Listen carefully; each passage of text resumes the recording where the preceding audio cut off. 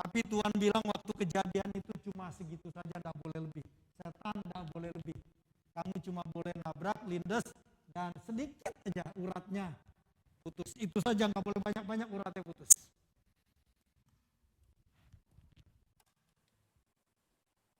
Tentu waktu kejadian itu tidak mudah ya, bingung, stres.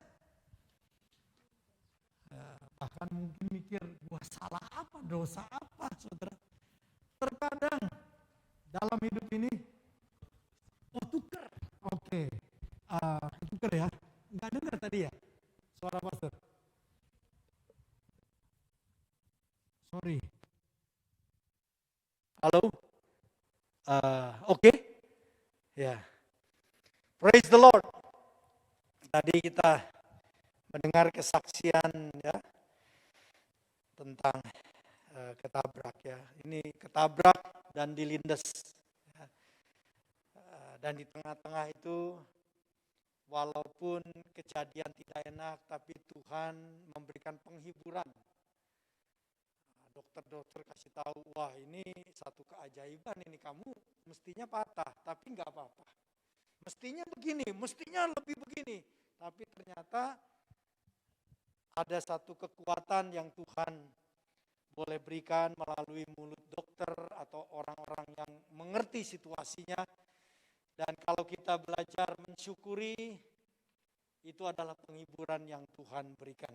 Kadang-kadang penghiburan itu bukan sekedar dihindari, tetapi penghiburan mungkin Anda masuk ke dalam kesulitan. Tetapi penghiburan Tuhan tetap datang. Karena Tuhan firman-Nya berkata, Dia adalah gembala yang baik. Walaupun engkau berjalan dalam lembah kekelaman. Lembah kekelaman itu periode masa kehidupan yang tidak mudah. Macam-macam, bisa sakit, bisa kekurangan keuangan, bisa masalah timbul dalam keluarga, sekolah dan sebagainya. Segala macam dalam pekerjaan. Tetapi Tuhan katakan, melewati lembah kekelaman, aku bersama engkau. Jadi terkadang Tuhan izinkan kita ada dalam lembah kekelaman. Tapi yang pasti Dia tidak pernah meninggalkan kita. Haleluya, saya ulangi lagi. Terkadang Tuhan izinkan kita melewati lembah kekelaman. Tetapi yang kita harus tahu pasti, Dia tidak pernah meninggalkan saudara dan saya. Berikan tepuk tangan buat Tuhan kita. Terkadang memang sulit karena Dia tidak dilihat. Tuhan itu tidak bisa dilihat dengan mata. Kecuali dalam anugerah Tuhan, terkadang Anda bisa melihat sesuatu. Tetapi secara umum Anda tidak melihat Tuhan itu karena Dia roh. Dia ada bersama kita tapi tidak terlihat. Kalau kita banyak mengeluh, nggak lihat tuh kebaikan Tuhan. Tetapi kalau kita belajar bersyukur, kita akan lihat penyertaan Dia bersama kita. Praise the Lord, amin. Haleluya. Saya bersyukur bahwa jemaat di sini terus jemaat yang mengasihi Tuhan. Penting hati yang terus mau mengasihi Tuhan. Karena begini saudara, kalau kita belajar mengasihi Tuhan, bahkan dalam segala situasi, sebenarnya Anda ini sedang disiapkan untuk mendapatkan kebaikan. Karena firman Tuhan bilang begini, Dia Allah turut bekerja dalam segala hal. Segala hal itu hal yang baik, hal yang tidak enak, itu segala hal. Segala hal untuk mendatangkan kebaikan bagi orang-orang yang mengasihi Dia.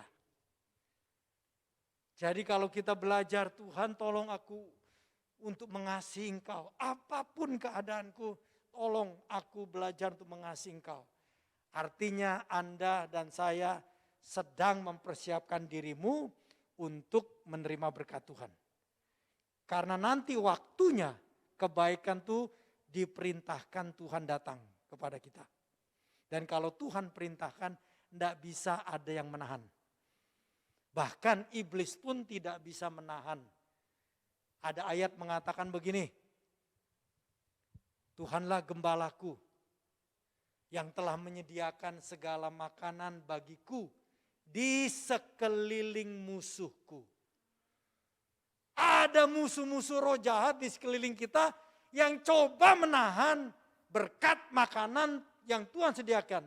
Tapi firman Tuhan mengatakan, engkau sudah menyediakan makanan hidangan di hadapanku, di tengah-tengah lawanku, di antara musuhku. Tidak ada yang bisa menahan kebaikan Tuhan datang ke dalam hidup bagi orang-orang yang mengasihi Allah. Tidak bisa. Haleluya. Berikan tepuk tangan buat Tuhan kita. Haleluya. Jadi kasihlah Dia dengan hati kita. Kasihlah Dia dengan tubuh kita. Kasihlah Dia dengan pikiran kita. Haleluya. Praise the Lord. Konsentrasi, fokus kepada Tuhan. Dan saudara, kalau di dalam segala situasi, bahkan termasuk di dalam ibadah, sebenarnya kalau kita fokus sama Tuhan, dari sejak awal aja, pasti Anda bisa dengar tuh nasihat Tuhan, hikmat Tuhan, sesuatu dari nyanyian yang kita angkat bagi Tuhan pada saat ini. Pasti Tuhan tuh ingin berbicara kepada kita. Dia senang kok bicara sama kita. Kalau nggak percaya, ini dia kasih nih. Satu Alkitab ini. Ini firman Tuhan yang keluar dari mulut Allah. Dia kasih sama kita. Kalau nggak cukup, Dia pengen ngobrol dengan kita. Dia pengen bisa berkomunikasi dengan kita. Karena itulah Tuhan Yesus datang dari sorga jauh-jauh ke bumi ini, saudara. Untuk memulihkan hubungan manusia dengan Allah. Haleluya. Praise the Lord. God is so good. God is so good. Seperti yang tadi kita nyanyikan, itu sungguh-sungguh kebenaran yang tidak berubah. Apapun keadaan saudara dan saya, Allah kita Allah yang baik. Haleluya, haleluya. Praise the Lord, praise the Lord. Saudara, saya juga bersyukur rekan-rekan adalah orang-orang yang setia kepada Tuhan. Ya. Anda yang beribadah lewat live streaming, by the grace of God, Anda boleh menjadi juga orang-orang yang setia kepada Tuhan. Dan saya meminta kepada Dia, Bapa yang mulia, supaya Allah melimpahkan roh wahyu dan roh hikmat untuk mengenal Dia dengan benar. Untuk mengenal Yesus dengan benar. Untuk mengenal nama Yesus dengan benar. Bulan ini kita diberikan tema A Place of Power. Dengan menekankan satu anugerah nama Yesus Kristus dari Nazaret. Dan ini nama yang ajaib. Nama yang menggetarkan. Nama yang berdaulat. Kita melihat di dalam firman Tuhan kedaulatan nama Yesus Kristus dari Nazaret. Kedaulatan nama Yesus Kristus itu. Filipi pasal 2, kita akan mulai baca Filipi pasal 2 ayat 5 sampai 11. Kita akan baca ya saudara ya. Haleluya. Praise the Lord. Haleluya. Haleluya. Kita akan baca. Hendaklah kamu hidup dalam hidupmu bersama, menaruh pikiran dan perasaan yang terdapat dalam Kristus Yesus.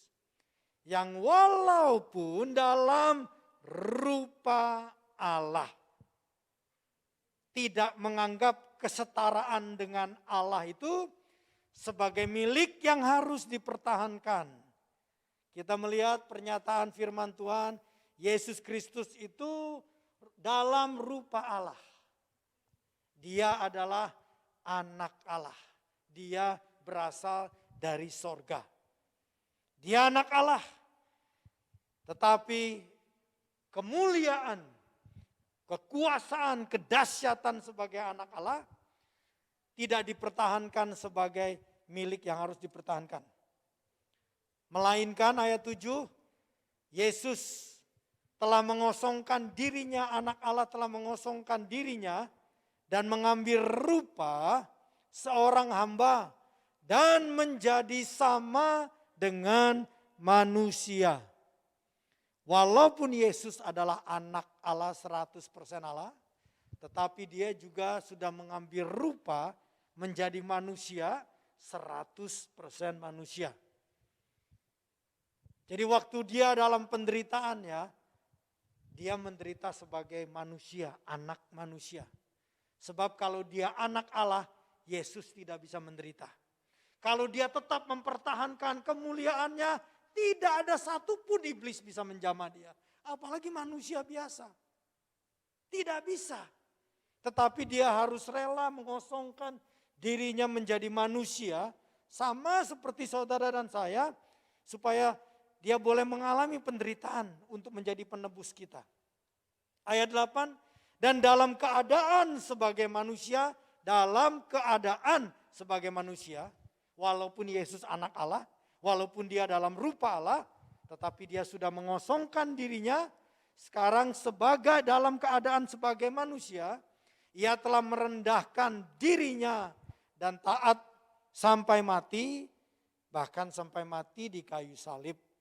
Ayat 9, itulah sebabnya, haleluya, itulah sebabnya Allah sangat meninggikan dia dan mengaruniakan kepadanya nama di atas segala nama. Haleluya. Kita terkadang nyanyikan nama di atas segala nama. Itu bukan sekedar ide dari penulis pencipta lagu. Itu firman Tuhan. Yesus nama di atas segala nama. Supaya dalam nama Yesus, haleluya. Supaya dalam nama Yesus bertekuk lutut segala yang ada di langit, yang ada di atas bumi, di bumi ini, dan yang ada di bawah bumi. Ayat 11, dan segala lidah mengaku Yesus Kristus adalah Tuhan bagi kemuliaan Allah Bapa. Amin, amin. Di sini dikatakan nama Yesus itu nama yang diberikan nama di atas segala nama. Kenapa Allah Bapa memberikan nama seperti itu? Itulah sebabnya, tadi dikatakan itulah sebabnya. Apa yang menggugah hati Bapa Sorgawi. Sehingga memberikan anaknya, Yesus Kristus, dengan nama Yesus itu. Apa yang menggugah hati Bapa Surgawi? Tadi kita baca ketika Yesus masih di surga dalam rupa Allah, dia anak Allah yang rendah hati dan taat. Kita melihat dia taat mengosongkan dirinya. Dia anak Allah yang berada di surga yang rendah hati juga taat. Dan di bumi dia sebagai manusia juga rendah hati dan taat. Bahkan rela sampai mati. Perhatikan ini kualitas yang membedakan nama apapun yang ada di dunia ini, yaitu karena kerendahan hati dan ketaatan Yesus di sorga, juga kerendahan hati dan ketaatannya di bumi, Allah Bapa meninggikan, sangat meninggikan dia. Haleluya, haleluya, sangat meninggikan dia. Saudara, kita perhatikan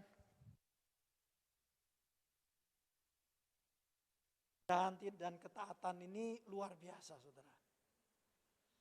Menggugah hati Bapa di sorga. Dengar ya, khususnya rekan-rekan yang masih single, belum menikah, atau bahkan Anda yang masih remaja, anak-anak, Anda bisa dengar di sini. Orang tua itu cuma happy satu, yaitu Anda mau rendah hati aja kalau diajar tuh mau denger. Dan belajar taat, itu saja yang membuat orang tuamu happy. Tanyalah sama orang tua di sini, apa sih kesukaan kita? Cuma satu, kalau lihat anak-anak kita itu rendah hati, mau belajar, mau diajar, mau berubah, dan taat, dikasih tahu, dinasihati yang baik itu lakukan. Itu saja membuat orang tua happy. Anda tidak perlu bikinin kuburan emas lah sama orang tua. Kalau dia sudah mati dibikinin kuburan emas, tapi Anda kurang ajar waktu engkau hidup, sakit hati dia. Tidak perlu. Ini yang membuat Allah Bapa itu,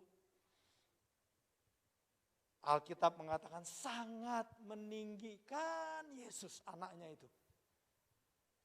Ini satu pelajaran yang luar biasa buat kita. Bagaimana kita ini bisa menggugah hati Bapa sorgawi, rendah hati dan taat sama dia. Oh, Anda orang yang rendah hati itu menggetarkan, saudara. Kalau kita lihat, Tuhan itu suka sama Abraham, kenapa sih saudara? Ya, Abraham tuh nggak sempurna loh. 2 kali dia sebenarnya mengecewakan istrinya. Bilang istrinya nanti ya, nanti kalau kita ketemu Raja Firaun, Raja Gerar itu nanti bilang ya kita saudara. Supaya aku jangan dibunuh. Dia nggak berani bilang bahwa this is my wife. Sebenarnya Abraham tuh mengecewakan, tetapi Tuhan senang sama Abraham. Karena kita lihat Abraham itu disuruh keluar dari Ur Kasdim.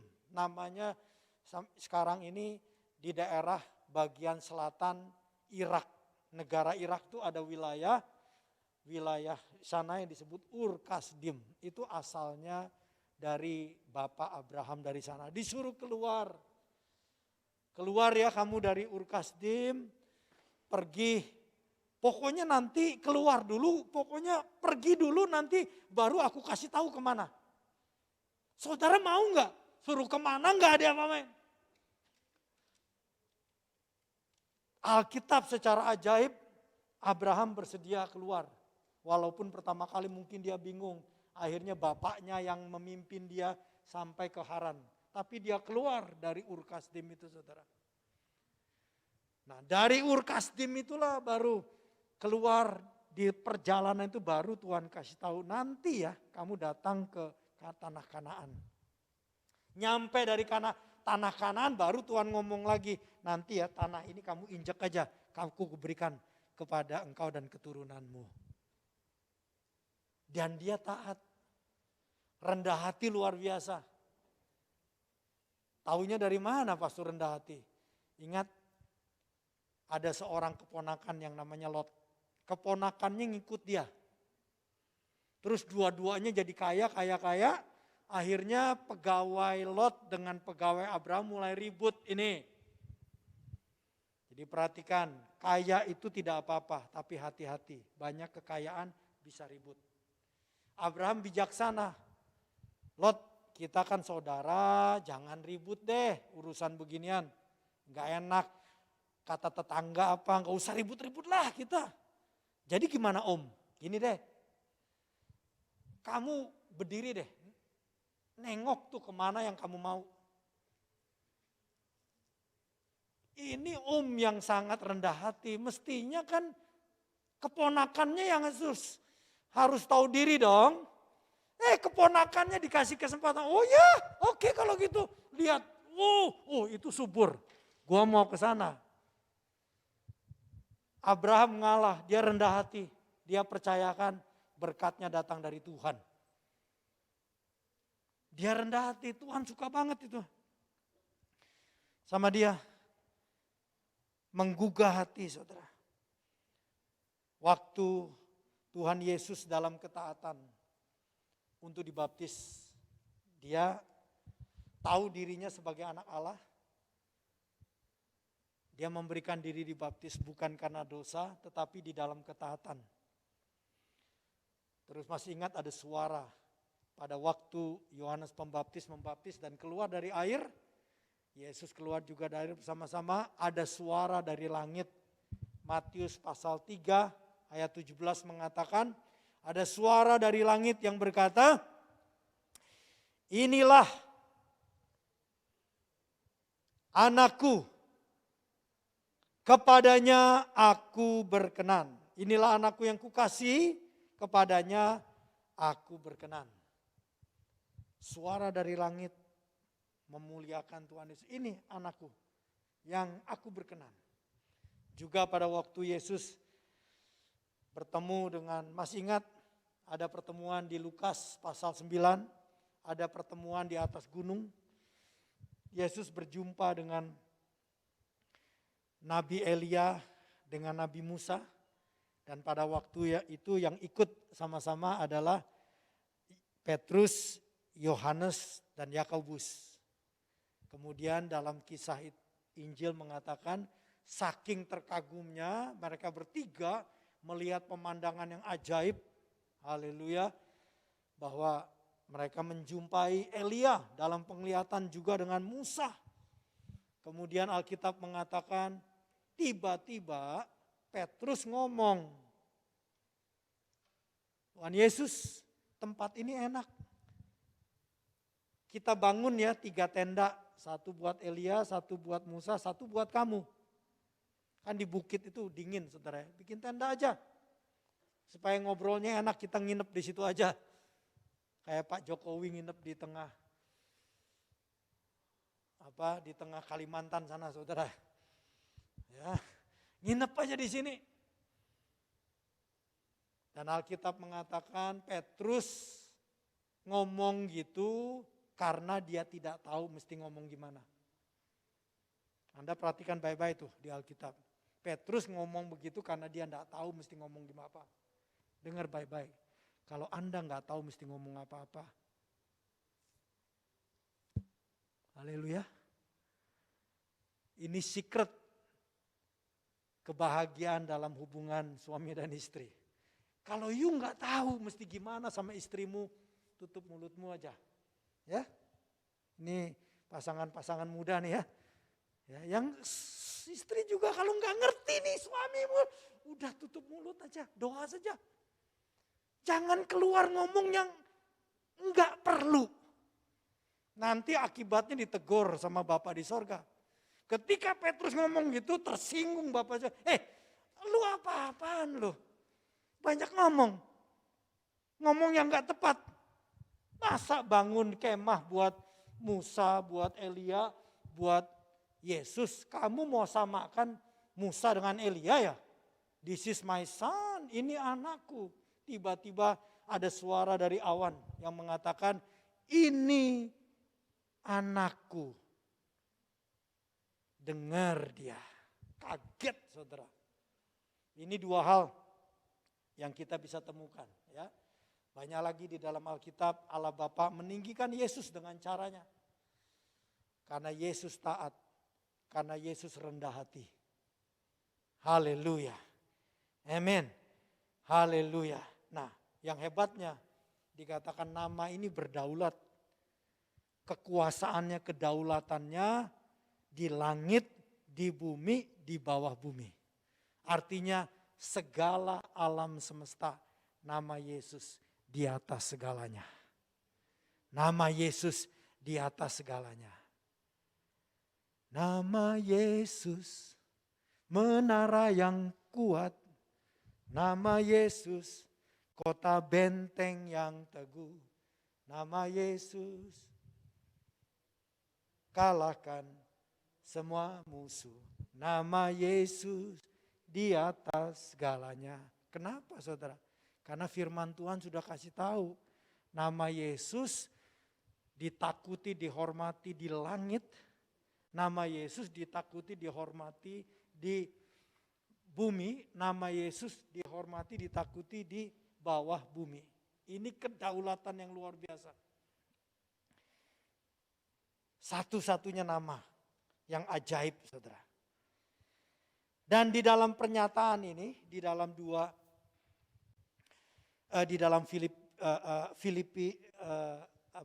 kitab Filipi pasal 2 itu ada nubuatan sebenarnya. Nubuatan yang belum tergenapi, tetapi satu hari dalam waktunya Tuhan, nubuatan ini digenapi. Karena firman Tuhan mengatakan di ayat 10, supaya dalam nama Yesus bertekuk lutut segala yang di langit, di bumi, di bawah bumi. Ayat 11, dan segala lidah mengaku Yesus Kristus adalah Tuhan. Kalau kita lihat, ini belum tergenapi, tapi waktunya akan datang. Karena permintaan Tuhan segala lutut harus bertekuk. Sekarang banyak bangsa-bangsa di dunia belum bertekuk lutut sama Yesus. Banyak bangsa-bangsa lidahnya belum mengaku Yesus, bahkan menolak Yesus. Bahkan membunuh orang-orang percaya. Ini masih sekarang ada, saudara. Kalau kita melihat, Pastor cek di dalam informasi dari informasi yang disebut World Atlas. Ini adalah organisasi Kristen, diperkirakan estimasi bahwa yang populasi kekristenan dari gereja Protestan, dari gereja Katolik, dari Anglikan semua ya dikumpulin jadi satu, diperkirakan 2,2 miliar orang Kristen. Nah, anggap aja ini benerlah angka ini ya. Walaupun di dalamnya banyak juga yang belum lahir baru. Kristen KTP, Kristen tanpa pertobatan, banyak saudara. Ya. Nah, tetapi anggap aja ini benar. Informasi ini 2,2 miliar orang yang percaya Kristus. Tetapi dari berita populasi dunia, dari organisasi yang tertuliskan World Dometers Information, populasi dunia ini saat ini 7,93 miliar. Kira-kira begitu. 7,9 lah ya. 7,9 miliar populasi dunia. Jadi 2,2 miliar dipotong dengan 7,9 miliar, masih ada 5 miliar, 5,7 miliar orang yang masih belum bertekuk lutut, yang masih belum mengaku mulutnya. Tetapi firman Tuhan mengatakan nanti waktunya segala lutut manusia yang berlutut akan bertekuk lutut. Semua lidah yang Tuhan ciptakan manusia dari kaum, suku dan bangsa akan mengaku Yesus Kristus adalah Tuhan. Kita bersyukur Anda dan saya tidak perlu dipaksa ngaku. Amin. Kita boleh bersyukur saudara dengan saya rela untuk bertekuk lutut kepada nama Yesus tanpa dipaksa. Itu berkenan kepada Tuhan. Akan sangat sedih Tuhan ciptakan manusia seperti anak-anaknya yang tidak mau taat, tidak mau rendah hati. Tapi kalau kita rendah hati, kita taat, menggugah hati Bapa di sorga. Haleluya. Saya berharap kita boleh menjadi bagian di dalam rencana Tuhan. Supaya kita masing-masing juga gerejanya boleh bekerja sama, menjangkau, menceritakan Yesus. Karena masih ada 5,7 miliar orang yang lututnya belum berteluk, yang lidahnya belum mengaku Yesus. Tapi ini akan terjadi dan pasti terjadi karena ini kehendak Tuhan supaya dalam nama Yesus bertekuk lutut segala yang ada di langit, yang ada di bumi, yang di bawah bumi, dan segala lidah mengaku Yesus Kristus adalah Tuhan. Kedaulatan nama Yesus di langit, di bumi, dan di bawah bumi, saudara. Kita kembali ke Kisah Para Rasul. Ini kitab yang kita bahas di dalam bulan ini, pasal 3 dan pasal 4. Kita melihat kedaulatan nama Yesus Kristus yang ajaib itu. Yang sangat ditinggikan, nama di atas segala nama itu. Minggu lalu Pastor Lucy sudah sampaikan tentang nama Yesus Kristus orang Nazaret. Kita lihat dulu pasal 3 ayat 6. Tetapi Petrus berkata, emas dan perak tidak ada padaku. Tetapi apa yang kupunya,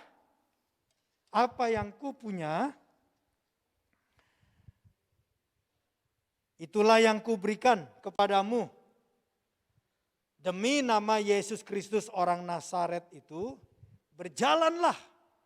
Ayat 7, lalu ia memegang tangan kanan orang itu dan membantu dia berdiri. Seketika itu juga kuatlah kaki dan mata kaki orang itu. Ayat 8, ia melonjak berdiri lalu berjalan kian kemari. Haleluya, haleluya. Saudara, orang ini 40 tahun ditulis. Minimum 40 tahun dia tidak bisa berjalan. Saya yakin seumur hidupnya dia kayaknya nggak kepengen tidur. Nggak kepengen duduk karena udah banyakan selama 40 tahun lebih dia duduk. Sekarang giliran aku untuk jalan. Giliran aku menikmati. Giliran aku memuji Tuhan. Giliran aku meloncat. Haleluya. Kalau Anda dan saya tahu betapa ajaibnya kebaikan Tuhan, Anda senang beribadah kepada Tuhan. Tidak dipaksa. Orang ini meloncat bersuka cita. Wow. Yang menarik juga di sini, Petrus dan Yohanes melihat orang yang lumpuh ini kan. Dan dia berkata, emas dan perak tidak ada padaku. Nah, saya renungkan, apa iya Petrus ini ngomong emas dan perak nggak punya? Apa dia nggak punya harta apa-apa? Menurut saya dia ngomong benar. Nggak punya apa-apa dia. Nggak punya apa-apa itu dia. Karena dia meninggalkan bisnisnya di Galilea. Ingat, Petrus dan Yohanes ini asalnya dari Galilea. Dia meninggalkan segalanya ikut Tuhan. Galilea, di Danau Galilea, itu kurang lebih 120 km, 150 meter dari, kilometer dari Yerusalem. Tinggalkan, ikut Yesus di Yerusalem. Gak punya apa-apa, beneran. Tapi karena ikut Tuhan, dipelihara sama Tuhan. Ini masa di mana kita ini menunjukkan apakah kita ini belajar dipelihara sama Tuhan. Masa-masa COVID ini gak menentu semua, saudara. Tapi dengar, asal saudara dan saya hidup di dalam kehendak Tuhan. Hidup nurutin Tuhan, engkau dan saya dipelihara. Berikan tepuk tangan buat dia. Ini kalau tidak, ini satu kebohongan. Kalau tidak, Rasul ini melakukan kebohongan. Emas dan perak gua gak punya. Kalau betul itu kebohongan besar. Dan saya percaya Rasul jujur. Sebab kalau dia bohong dia bisa mati. Alkitab nanti kalau kita belajar selanjutnya di pasal 5 lihat bohong dikit mati saudara. Emas dan perak aku gak punya. Bukan berarti saudara, waduh pastor kalau gitu saya gak enak hati nih ada emas nih. Bukan gitu saudara. Saya percaya ini prinsip. Pertama tadi para rasul mengajar kita bahwa hidup itu bergantung sama Tuhan. Asal kita hidup belajar hidup dalam kehendak Tuhan pasti kita dipelihara. Yang kedua, sebagai orang percaya jangan fokus hidup kita untuk mencari harta benda. Kita boleh memakai harta benda tapi bukan fokus kita. Amin saudara. Hati-hati. Hati-hati. Zaman sekarang saudara, sayangnya enggak semua, tapi lumayan ada para pemimpin rohani bukannya memamerkan kasih karunia nama Tuhan Yesus Kristus, pamer di Instagram di mana arlojinya lah, sepatunya lah, jaketnya lah, mereknya. Sayang. Karena kalau kita kembali ke dalam kisah para rasul, kita diajarkan rasul berkata emas dan perak aku tidak punya. Saya berharap kalau Anda yang merasa menjadi rasul, siap-siap berkata emas dan perak aku enggak punya. Haleluya. Kemudian,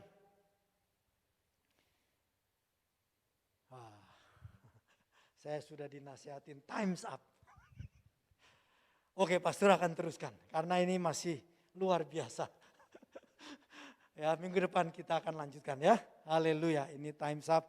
Saya belajar menghargai rekan-rekan yang sudah membuat aturan, bukan membuat aturan lah, tapi bekerja sama luar biasa ya. Time's up, time's up. Oke, haleluya. Tapi di sini kita belajar bahwa saya akan menutupi di sini bagian sini dulu. Ingat, dari awal gereja Tuhan dididik bergantung sama Tuhan, bergantung dalam pemeliharaan Tuhan. Kalau saudara dan saya hidup belajar berada di tempat di mana Tuhan mau, karena mereka disuruh nunggu, kan masih ingat? Jangan kemana-mana lu ya, pokoknya kamu tunggu aja di Yerusalem. Nanti kita akan Roh Kudus yang akan memimpin. Kamu kapan keluar dan sebagainya. Dia hidup di sana, dia belajar bergantung sama Tuhan. Masa-masa sekarang, dan saya berharap bukan sekarang saja, ini adalah training buat kita.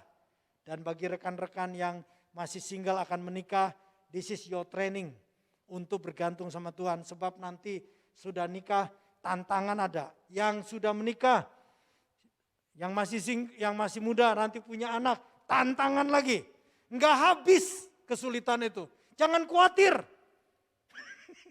Selama saudara masih bernafas di bumi ini, kesulitan bisa dihadapi. Enggak akan kehabisan. Tapi bagian kita adalah, Tuhan aku mau belajar bergantung sama Engkau. Bergantung sama Engkau. Saudara, saya khotbah bagi diri saya sendiri. Karena nanti 5 tahun lagi, menurut aturan AFGF, pastor harus mendidik tim siapa di sini atau ada orang yang Tuhan panggil untuk saya serahkan.